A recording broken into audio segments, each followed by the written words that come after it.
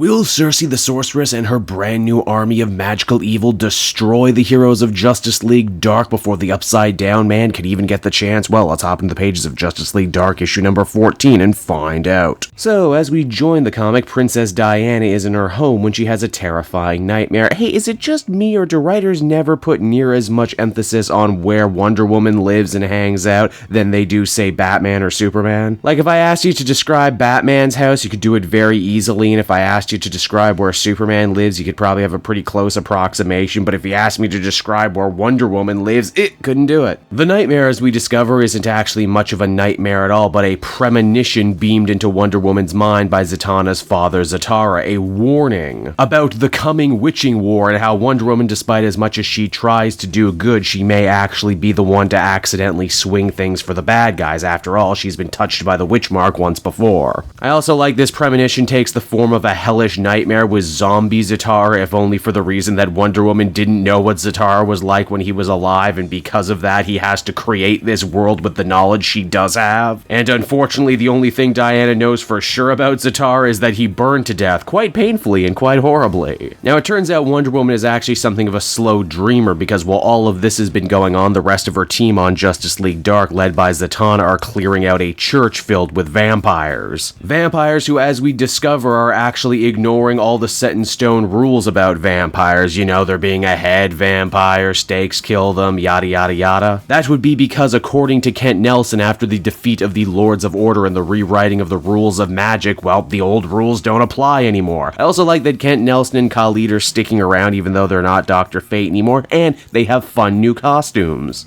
Why, they even match, isn't that positively adorable? Now, Wonder Woman, still trying to parse the meaning of her dream, goes to the Oblivion Bar, where she comes face to face with Constantine, doing, well, what he does best, sitting in the shadows, drinking and smoking. If nothing else, the Hellblazer does manage to help Wonder Woman cut through all the confusion and say, hey, you know who might very well have it out for you? You know who might actually have been manipulating things all along, Circe?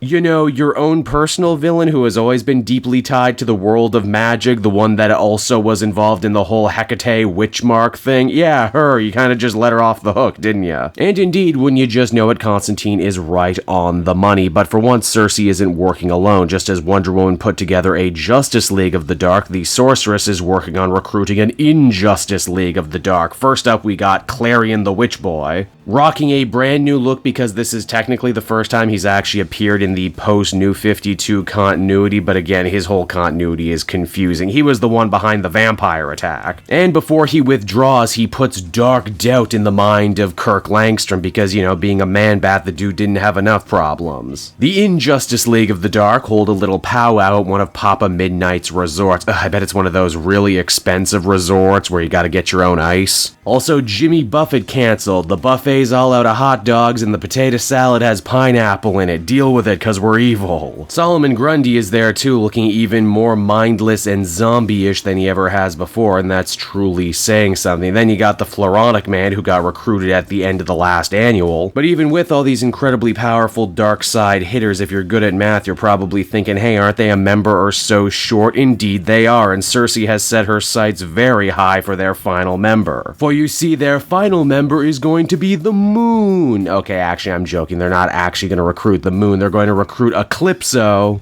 Basically, one of the most powerful evil magic characters in all of DC lore. Think of him as the inverse of the Spectre. And it's on that note right there that the comic comes to a close, everybody. So that was Justice League Dark issue number 14, and ultimately, I hate to say this issue ended up being pretty uneventful, all things considered. The bulk of the issue mostly involves Wonder Woman grappling with a mystery that we, the reader, already figured out a long time ago. Also, despite seeing the Floronic Man recruited at the end of Justice League Dark Annual, here the rest of the team just kind of shows up fully recruited. We don't know exactly what, if anything, Circe promised them. And while it's definitely a cool premise, I can't help but shake the feeling they just sort of rushed into it and there was a lot more story potential they could have wrung from the whole thing. Overall, I'd feel comfortable giving this one a 6.5 out of 10. It's not bad, but it's certainly forgettable, which is a shame because that's something that no other issue in this series has really been up until now. Hey there everyone, Kate Joel again, and I just want to thank you so much for watching to the end of the video. It means a lot to me. And hey, if if you enjoyed the book I covered in this issue and want some comics of your own,